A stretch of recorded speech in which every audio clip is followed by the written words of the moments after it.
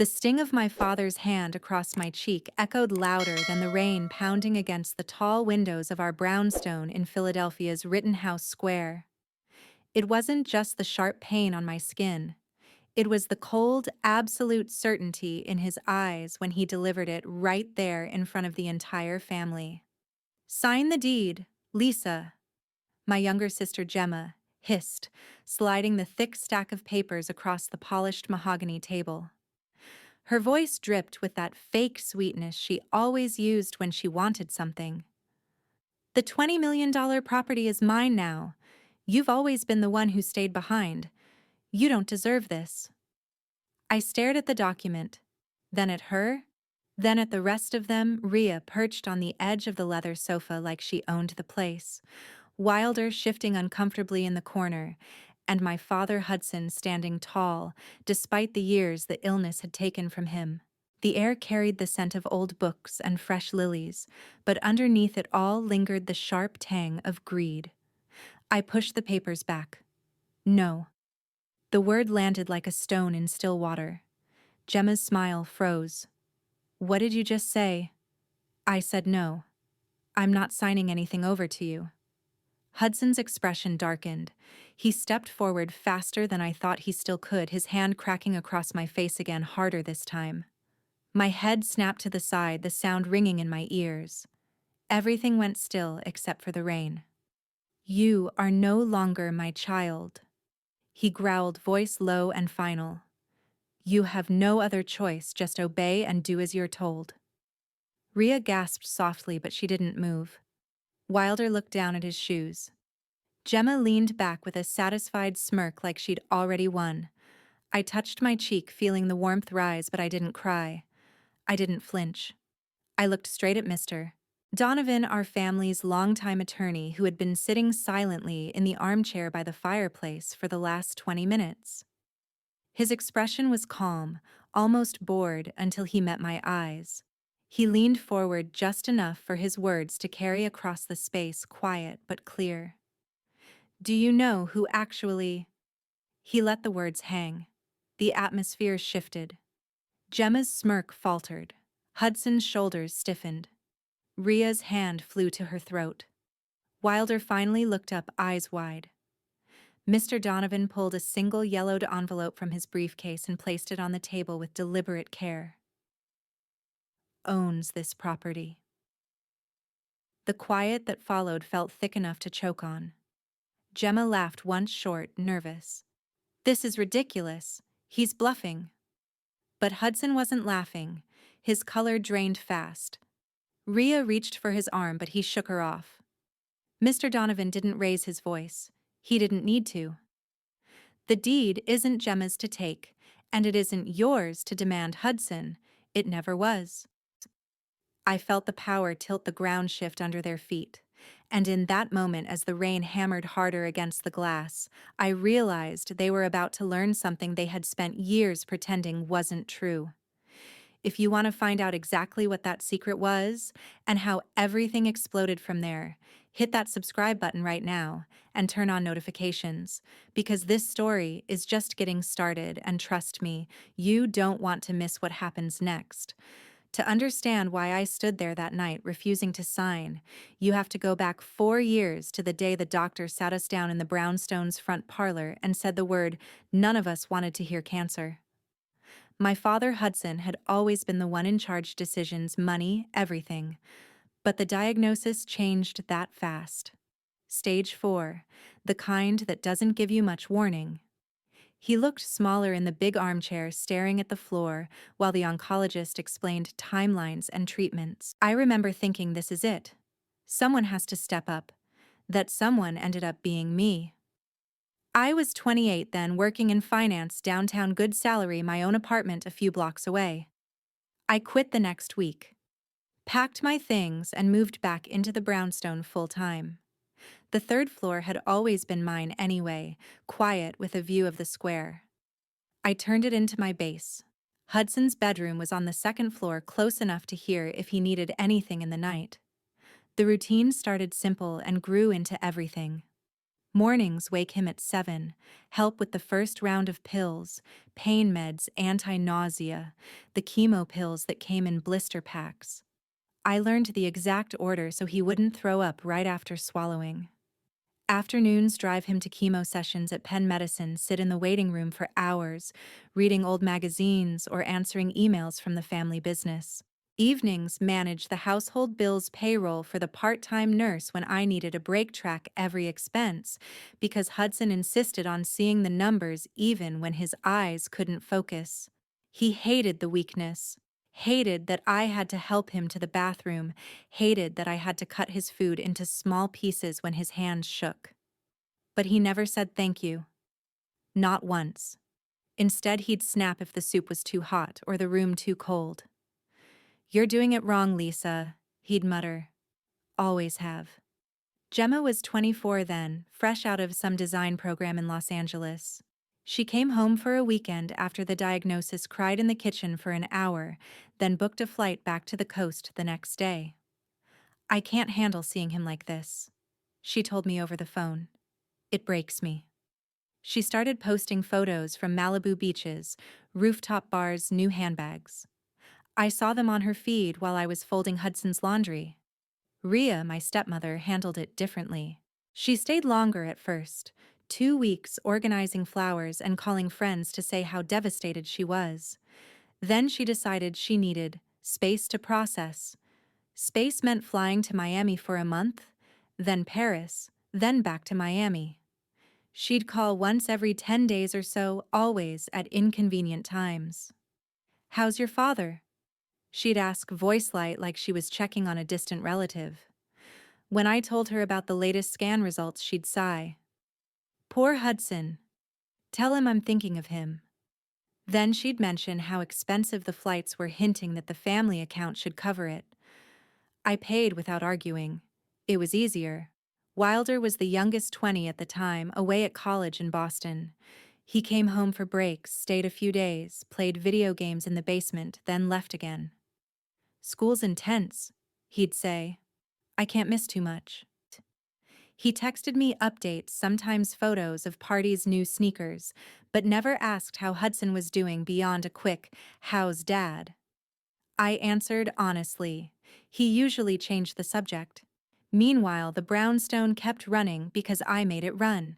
I negotiated with the insurance company when claims got denied. I hired contractors when the old plumbing leaked. I kept the staff paid and the lights on. Hudson's real estate holdings properties scattered across Center City needed oversight too. I sat at the desk in the study late at night. Spreadsheets open, making sure rents came in and taxes got filed. No one else touched those numbers. They noticed, though. Not in a grateful way. Gemma would call and complain that her allowance was tight this month. "Can't you loosen it up a bit?" Dad would want me to enjoy life. Rhea sent emails about spa retreats she needed for her mental health. Wilder asked for money for textbooks and incidentals. I approved most of it. It came from the family accounts Hudson had set up years ago. I figured it kept the peace. But the comments started slipping in during their rare visits. "You're so good at this domestic stuff, Lisa," Gemma said once, watching me refill Hudson's water glass. "Like a built-in nurse." Rhea smiled thinly. "She's always been the reliable one. We can't all be like that." Hudson himself said it best one night after a bad round of chemo. I was helping him back to bed. He looked up at me, eyes glassy. "You're useful, I'll give you that. But don't get ideas. This house isn't yours to run forever."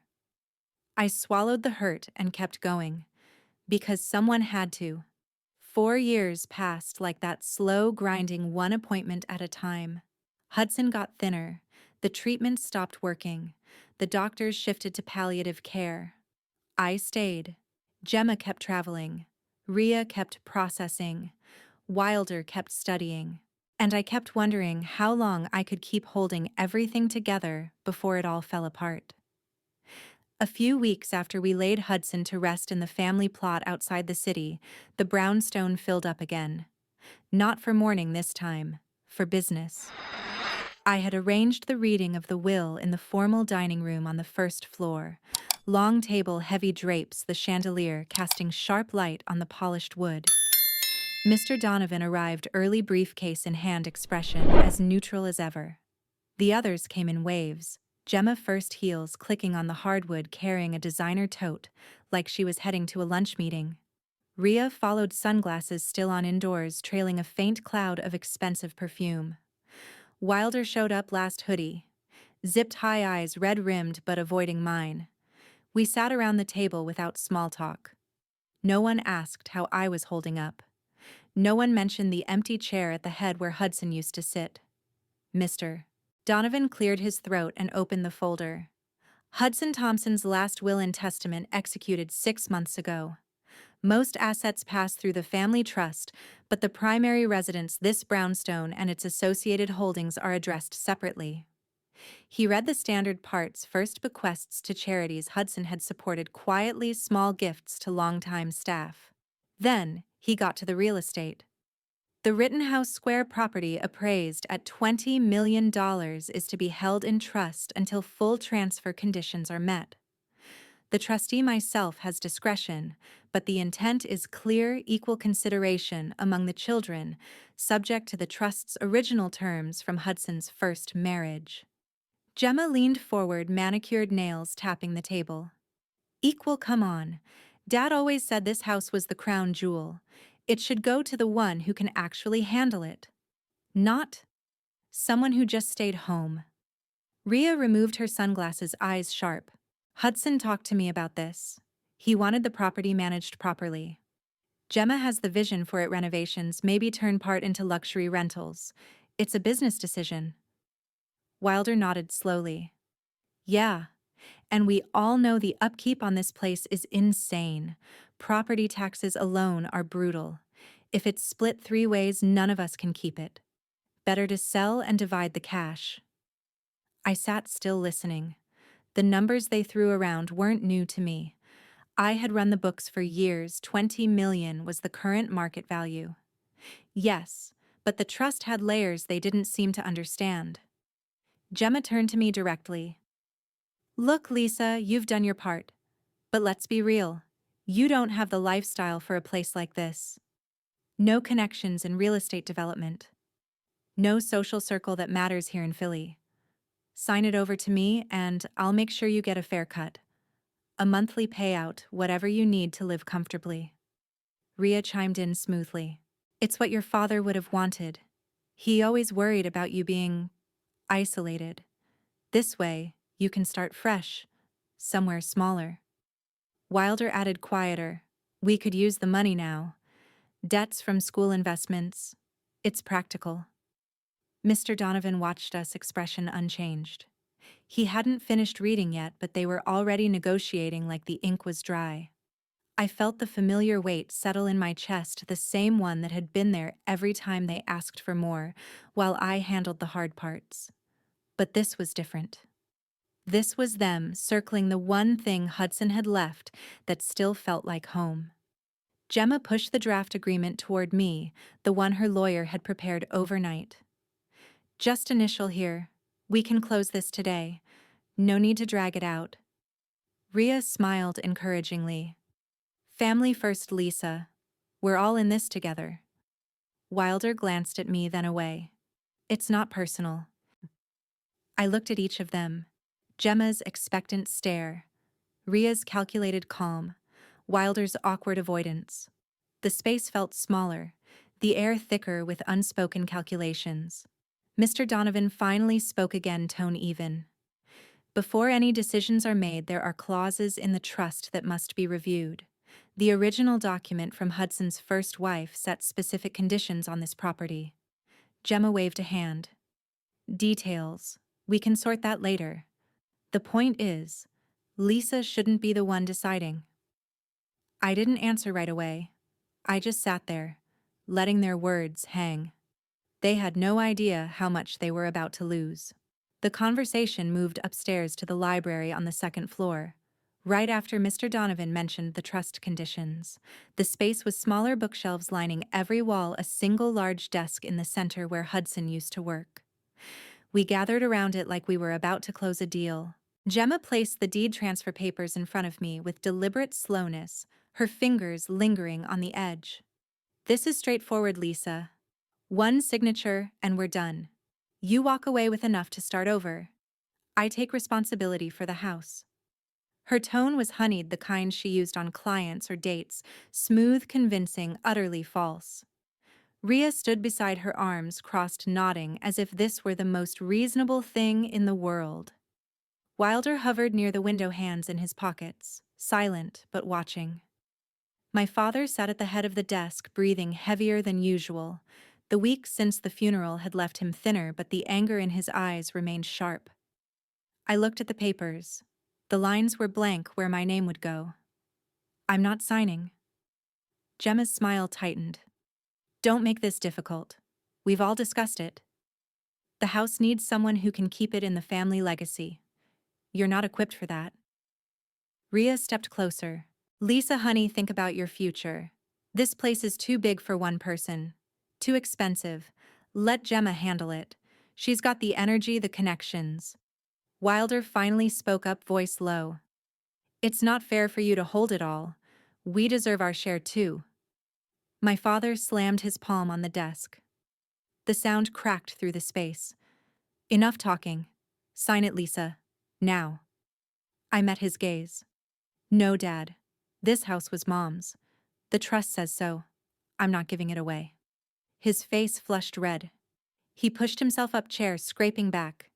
Your mother. That woman left nothing but problems. This is my house. My family's house. You think because you hung around you own it. Gemma laughed softly. See, even Dad agrees. You're just delaying the inevitable. I didn't move. The trust is clear. Conditions from the original document protect the direct line. Rhea's voice rose. Stop hiding behind paperwork. Hudson made his wishes known to all of us. You're being selfish. Wilder shifted. Come on, Lisa, don't turn this into a fight. My father took 2 steps toward me.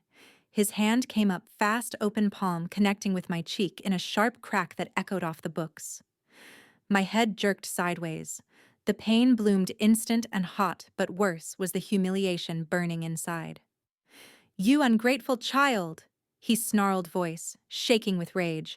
I gave you everything, a roof, food, a life, and this is how you repay me, by defying your own father. The space froze. Gemma's eyes widened slightly, but she didn't intervene. Rhea pressed her lips together. Wilder looked away. You are no longer my child. Hudson continued, words cutting deeper than the slap. Disowned. Out of my sight. You have no claim here. Sign the damn paper, or leave with nothing. I straightened slowly, hand to my cheek, eyes locked on him. Tears pricked, but I refused to let them fall. I won't sign. This isn't yours to give away. Gemma snatched the papers back. Fine. If you want to play hardball, we can go to court. But you'll lose. Everyone knows you were just the caretaker. Rhea added, colder now. You'll regret this. Hudson won't protect you anymore. Wilder muttered, this is getting out of hand. My father pointed at the door. Get out. Pack your things tonight. You're done here. I didn't flinch. I'm not going anywhere. The trust gives me rights you can't override. The tension stretched thick and ugly. No one moved to comfort me. No one apologized. They had crossed a line they couldn't uncross. Mr. Donovan reached into his briefcase and pulled out a thick folder bound in faded leather. He moved with the calm of someone who had waited years for this moment. He placed the folder on the desk between us and opened it to a document dated decades ago. This is the original trust instrument established by Hudson's first wife, Lisa's biological mother, before her passing. It created an irrevocable trust for the Rittenhouse Square brownstone and related assets. Gemma crossed her arms. We've seen trusts before. Get to the point. Mr. Donovan ignored her and continued in his measured tone. The trust explicitly states that the principal property and income are to be held for the benefit of the settlers' direct descendants only. Upon the death of the settler's spouse Hudson, the full title vests in the surviving direct bloodline child or children. No step relations or subsequent spouses hold ownership rights. Ria's color drained. What are you saying? I'm saying Hudson was never the outright owner, Mr. Donovan replied. He was a life beneficiary. The trust allowed him to live in the property, use the income, but he could not sell, transfer, or encumber it without the trustee's approval, and only if it benefited the direct heirs. Wilder leaned forward.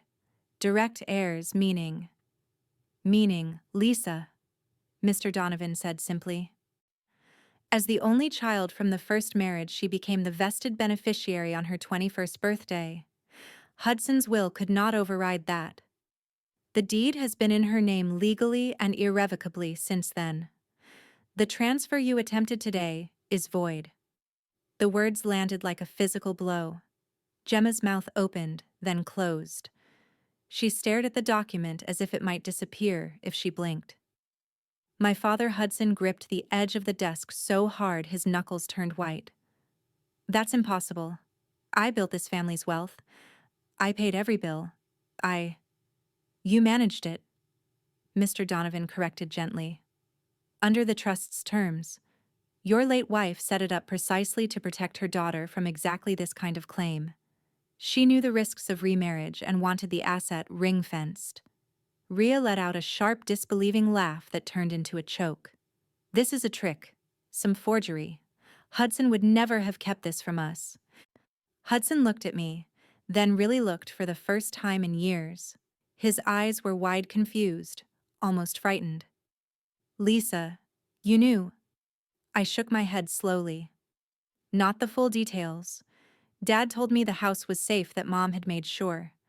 I trusted him. I never asked for more. Gemma slammed her hand on the desk. This can't be real.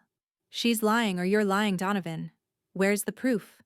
Show us the signatures, the dates. Mr. Donovan slid copies across the table, certified, notarized public record excerpts. Everything is here, filed with the Philadelphia Orphans Court, publicly accessible. Hudson knew. He signed acknowledgments every 5 years to maintain his beneficiary status. Wilder sank into a chair, face pale. So, we get nothing. The house, the income, all hers. Not nothing, Mr. Donovan said. You were beneficiaries of Hudson's personal estate accounts, investments outside the trust. But the brownstone, yes, it's Lisa's, has been since she turned 21. Ria rounded on Hudson. You never told me any of this. All these years you let us believe. Hudson waved her off weakly. I thought, when the time came, it would be different. I thought Lisa would. He trailed off, unable to finish. The man who had just disowned me now looked small, broken. Gemma started pacing, heels clicking frantically. This is bullshit. We'll contest it. We'll get our own lawyers. This trust can't hold up in court. Mr. Donovan closed the folder. You can try, but the language is airtight. Precedents in Pennsylvania favor irrevocable trusts with clear intent.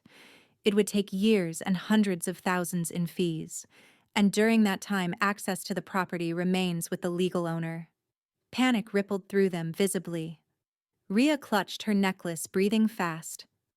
Wilder stared at the floor, muttering under his breath.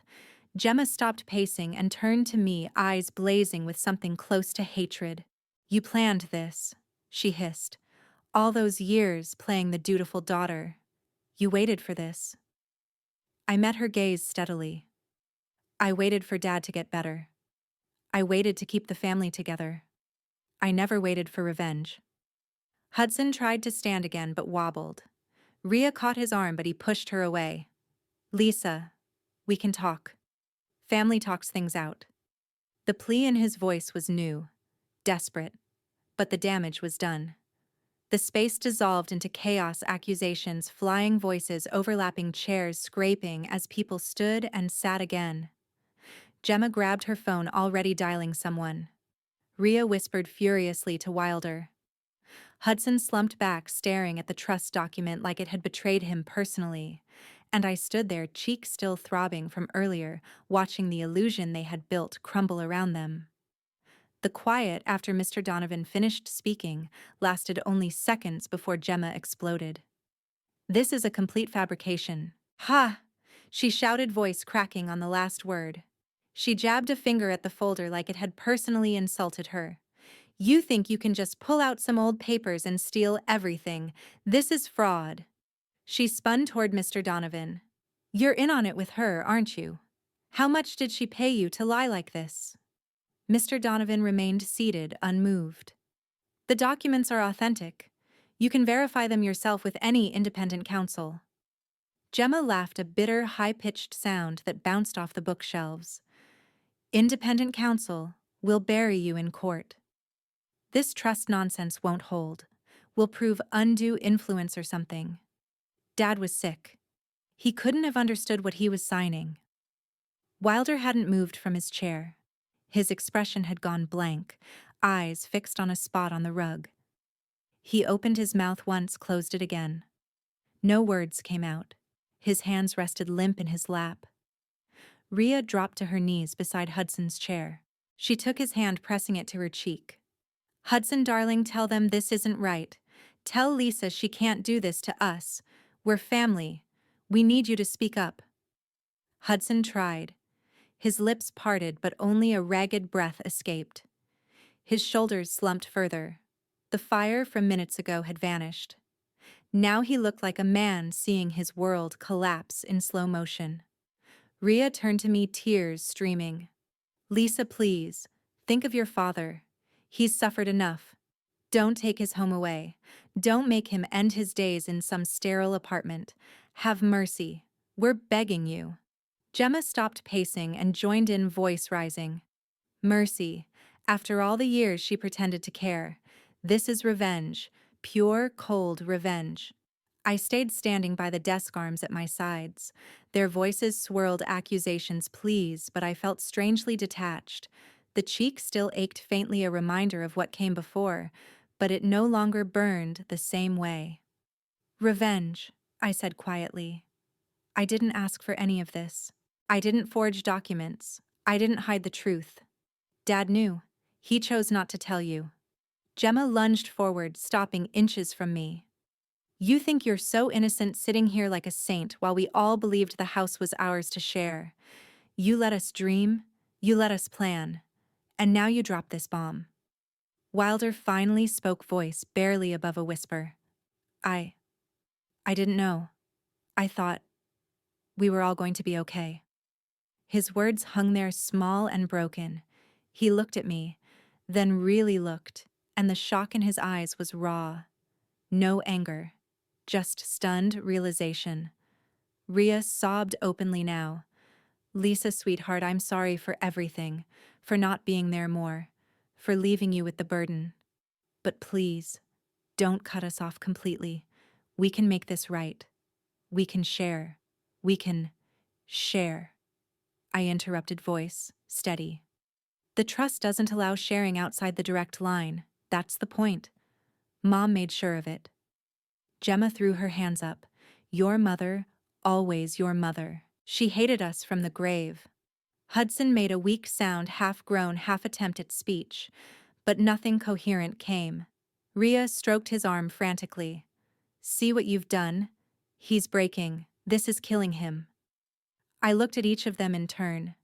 Gemma's fury, Wilder's stunned quiet, Rhea's desperate tears, Hudson's silent defeat. The weight of their reactions pressed in, but I didn't waver. "You made choices," I said. "Every time you traveled instead of visiting. Every time you asked for money without asking how he was. Every time you dismissed what I did here. Those choices led to this moment." Gemma's face twisted. "So you're punishing us for being normal, for living our lives?" "I'm not punishing anyone," I replied. "I'm just stating facts. The house is mine. The trust protects it. And now you see what happens when greed blinds you to the truth." The space fell into a fractured quiet, broken only by Rhea's soft crying and Gemma's ragged breathing. Wilder remained frozen, eyes down. Hudson's head hung low, chest rising and falling unevenly. They had finally understood. The consequences were no longer abstract. Mr. Donovan cleared his throat once more. He reached for another envelope, this one crisp and white, and placed it in front of me. As trustee, he said, I have already initiated the necessary steps to enforce the trust's terms. Effective immediately, all trust-linked accounts are frozen pending full compliance with the original instrument. The announcement hit them like cold water. Gemma's phone slipped from her hand and clattered to the floor. Ria's sobs stopped abruptly. Wilder lifted his head, eyes narrowing in confusion. I picked up the envelope and opened it. Inside were copies of the notifications Mr. Donovan had prepared, bank statements showing frozen balances, credit card companies, alerted allowance lines severed. I scanned them briefly, then looked up. Starting now, I said, voice level. No more access to the family credit cards. No more transfers from the business accounts. No more monthly draws. Gemma snatched the papers from my hand. Her eyes flew over the pages. You can't do this. These are joint accounts. Dad set them up for all of us. Joint in appearance only, Mr. Donovan corrected. The trust owns the underlying funds. Hudson's beneficiary status ended with his passing. Any withdrawals after that require the trustee's approval, and I will not approve further distributions to non-direct heirs. Ria clutched Hudson's sleeve. But we live here. We have expenses. How are we supposed to— You have 48 hours, I continued, to pack your personal belongings. Clothing, jewelry you purchased yourself, personal electronics. The furniture, vehicles registered to the trust, art, everything else stays. Wilder stood up slowly. 48 hours, that's it. Under Pennsylvania law. Mr. Donovan explained, as guests in a privately owned residence, you are entitled to reasonable notice.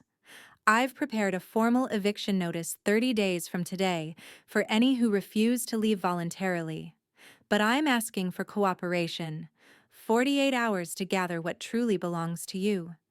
Gemma's face contorted. This is insane. You think you can just lock us out, freeze everything? We have bills. We have lives. I set the eviction notice on the desk, a standard form notarized with the 30-day clause clearly stated. Lives you built on trust funds that weren't yours to spend indefinitely. I turned to Gemma specifically. And speaking of spending, I reviewed the business ledgers last month. The real estate holdings had several unexplained transfers last year. 10,000 here, 15,000 there, all routed to accounts in your name. You called them marketing expenses. But the receipts don't match. Gemma froze. What are you talking about? Wire transfers to your personal card in Miami, hotel stays, designer purchases? You used the company account for your trips while claiming they were business development. I have the statements. Mr. Donovan has copies. Ria gasped. Gemma, is that true? Gemma's voice dropped to a hiss. You spied on me. You went through my transactions. I managed the books, I said. It was my job. And now those irregularities will be reported if necessary. But right now the priority is the freeze. Hudson tried to speak again, but only a weak cough came out. He looked smaller than ever, slumped in the chair, eyes darting between us without focus. Wilder rubbed his face. So that's it. We're cut off. Just like that. Not just like that, I replied. This has been coming for years. The trust was always there. The rules were always clear. You chose to ignore them. Ria stood up, wiping her eyes. Lisa, we can fix this. We'll pay back whatever Gemma took. We'll sign whatever you want. Just don't do this to your father. I shook my head. The trust doesn't work that way, and I'm done negotiating. Gemma laughed bitterly. You think this makes you powerful, freezing cards, evicting us. You're destroying the family. The family was destroyed long before today, I said. When promises were broken, when care was one-sided, when money mattered more than people. Mr. Donovan stood. I'll coordinate with the security firm to change the locks in 48 hours if needed. Movers can be arranged for your items. The process is straightforward. The space felt heavier now, not with anger, but with the slow, crushing weight of reality settling in. Gemma stared at the eviction notice like it was poison. Rhea sank back beside Hudson, holding his hand limply. Wilder paced once, then stopped, shoulders dropping. They looked at me not with the entitlement of before, but with something closer to fear. I didn't feel triumph, just clarity. The power had shifted, and there was no going back. A few days later, the brownstone stood quiet again. Movers arrived early that morning, 2 trucks parked along the curb outside Rittenhouse Square. They carried out boxes and suitcases, designer luggage stacked haphazardly on the sidewalk. Gemma supervised with clipped instructions, her voice sharp but strained. Rhea hovered near the door, clutching a small bag, glancing back at the house like she still couldn't believe she was leaving. Wilder helped load the last few items, movements, mechanical face expressionless. I watched from the upstairs window. No one looked up at me. No one waved goodbye. No one asked to talk one last time. Word had spread fast in our circle. Friends who once filled the house with laughter now stayed silent. Phones went unanswered. Invitations dried up. The high society network that had once embraced them turned cold. Scandals travel quicker than sympathy in Philadelphia's old money world. Gemma's social media went private overnight. Rhea's charity events were quietly dropped from calendars. Wilder stopped posting altogether. They left without fanfare. The trucks pulled away around noon, and the brownstone doors closed behind them for good. I walked through the empty rooms that afternoon. The library still smelled of old paper and tension. The dining room table bore faint marks from where papers had been slammed down. Hudson's chair in the study sat empty, a blanket folded neatly over the armrest, the one I used to drape over him during late nights. No tears came, no regret. Just a deep, steady calm I hadn't felt in years. I changed the locks myself that evening. Mr. Donovan had already handled the legal filings, title confirmed solely in my name, accounts restructured under the trust's direct control. The house was mine now, fully and finally. No more shared access. No more expectations. I sat on the front stoop as the sun set over the square, watching people walk by, couples with dogs, kids on scooters, neighbors who nodded politely but didn't stop to chat. The city moved on indifferent. They tried one last time. A text from Rhea the next day. "We can still fix this, for Hudson's memory." I didn't reply. Gemma sent an email full of accusations and demands, deleted without reading. Wilder left a voice message, short, halting. "I get it now, I'm sorry." I listened once, then archived it. No reconciliation, no second chances. The door stayed closed. Looking back, this story isn't just about a house or money. It's about what family really means and what it costs when that meaning gets twisted. True family shows up in the hard moments. They stay when it's exhausting, when there's no applause, when the days blur into nights of worry and work. They tell the truth even when it's uncomfortable. They value people over possessions. Greed, on the other hand, destroys everything it touches. It turns relationships into transactions, loyalty into leverage, and love into a tool for more. It convinces people that enough is never enough, that others are only valuable as long as they serve a purpose. When greed takes over, it leaves nothing but emptiness and broken trust. For anyone watching this, if you're carrying the weight of one-sided care, if you're the one always giving while others take no, that it's okay to stop. It's okay to protect yourself. Sometimes the most loving thing you can do for yourself and for justice is to walk away from toxicity. Completely. No guilt. No looking back. You deserve peace. You deserve people who value you without conditions. I've learned that the greatest inheritance isn't bricks or bank accounts. It's the quiet strength that comes from doing the right thing even when it hurts. It's knowing you stayed true to what matters most. Thank you so much for staying with me through this entire story from the first sting to this final quiet moment. Your time, your attention, your support mean more than I can say. I truly appreciate every subscribe, every comment you've left along the way. If this story touched you, resonated with you, or reminded you of something in your own life, please hit that like button, subscribe if you haven't already, and turn on notifications so you don't miss the next one. Share this video with anyone who might need to hear it. Your shares help these stories reach more people who are going through similar struggles. And if you have thoughts, experiences, or ideas, drop them in the comments below. Tell me what moved you, what you'd change, or what kind of story you'd like to hear next. Your feedback helps me make these videos better, more real, more helpful. Let's build this community together. Wishing you all good health, true happiness, and the courage to choose what's right for you always. Until the next story, take care.